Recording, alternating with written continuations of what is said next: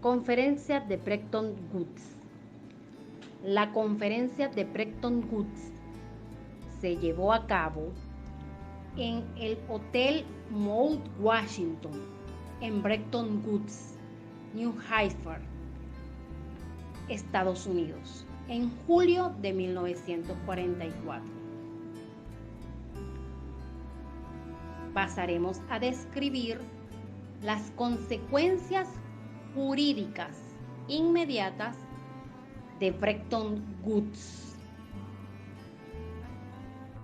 La conferencia de Bretton Woods, bajo la presidencia del norteamericano Henry von Morgenthau, reunió a los representantes de 44 países. El encuentro tuvo lugar el 1 y el 22 de julio de 1944, un año antes del término de la Segunda Guerra Mundial, y su objetivo fundamental era establecer los cimientos de la economía de la posguerra, ya que las políticas económicas aplicadas durante la guerra produjeron graves crisis económicas desde los años de 1919 y 1939. Es por ello que se plantea la voluntad de acuerdo, muy a pesar de las distintas opiniones que había entre los representantes de cada país.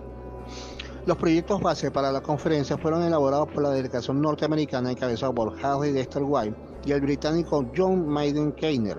Estas potencias de habla inglesa llevaban ya desde 1941 planificando en conjunto cómo sería la economía después de la guerra. Era evidente que estas naciones tenían ya acuerdos planificados por sus intereses nacionales. Todos los representantes que participaron en estas reuniones recibieron con anticipación los manifiestos propuestos por los norteamericanos y los británicos, lo que permitió estudiar a profundidad lo que se estaba planteando. Incluso Canadá y Francia plantearon acuerdos alternativos. La conferencia se organizó en 3 comisiones. La primera, presidida por Henry Dexter White, presentaba la propuesta de la creación del Fondo Monetario Internacional.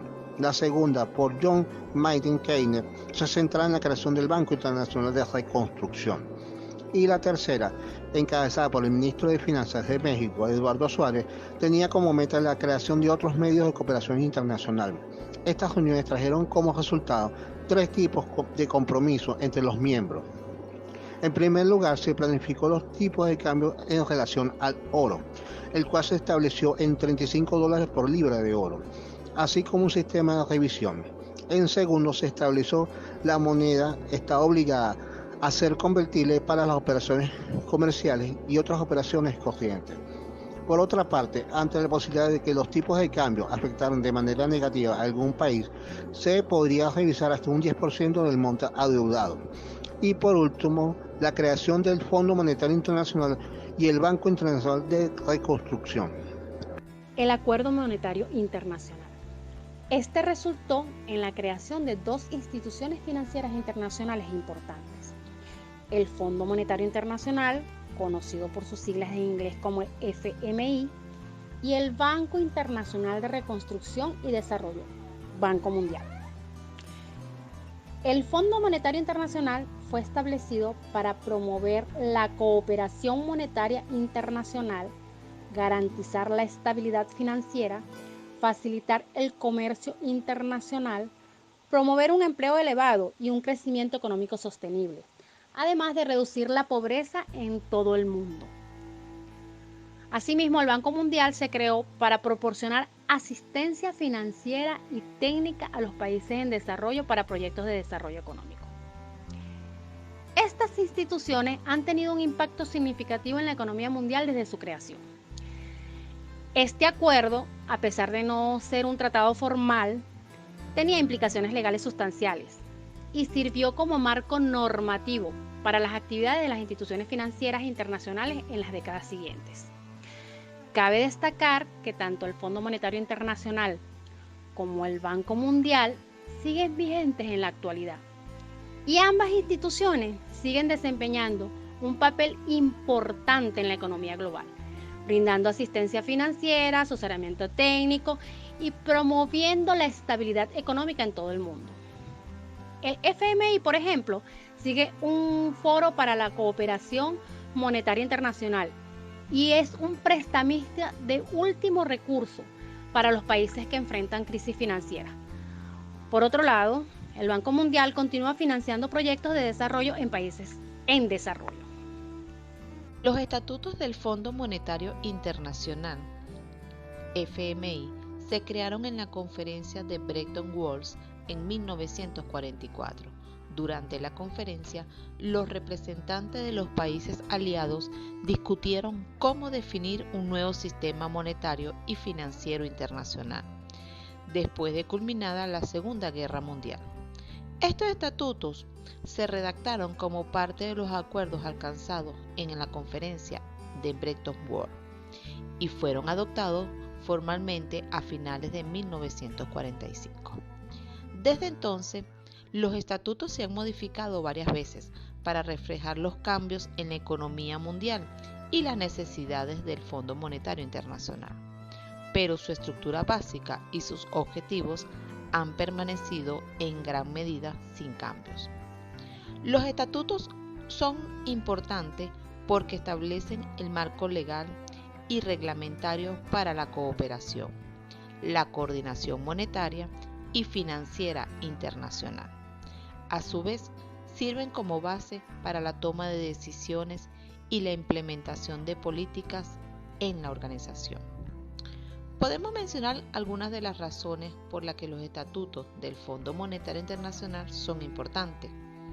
Primero, los estatutos establecen los objetivos y la función principal del fondo, lo cual es facilitar la cooperación monetaria internacional y promover el crecimiento económico y la estabilidad financiera a nivel mundial. Segundo, definir las responsabilidades y obligaciones de los miembros del Fondo Monetario Internacional, incluyendo cuestiones como las cuotas de los miembros y el proceso de votación. Este sistema permite que cada país tenga un grado de representación y participación en las decisiones del Fondo Monetario Internacional en función en su tamaño relativo en la economía mundial y en su capacidad para contribuir financieramente. Otras de las consecuencias jurídicas de la conferencia de Bretton Woods fueron los compromisos para la estabilidad monetaria. Los acuerdos de Bretton Woods reflejaron un compromiso colectivo de mantener la estabilidad monetaria financiera a través de la cooperación internacional. Estos compromisos tenían implicaciones legales para los países participantes. Estos compromisos jurídicos, como había mencionado anteriormente, era para mantener la estabilidad monetaria. Esto se lograba mediante la fijación de paridades cambiarias y la utilización de reservas de oro y divisas extranjeras. Estos compromisos no solo tenían implicaciones económicas, sino que también tenían una base legal que requería la cooperación activa de los países miembros para evitar fluctuaciones excesivas en la tasa de cambio y por ende mantener la estabilidad en el sistema internacional. Marco legal para regulación de tipo de cambio.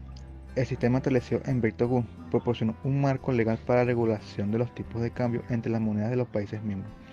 La fijación de paridades cambiarias y la vinculación al dólar estadounidense respaldado por el oro constituían un conjunto de reglas que los países aceptaron seguir.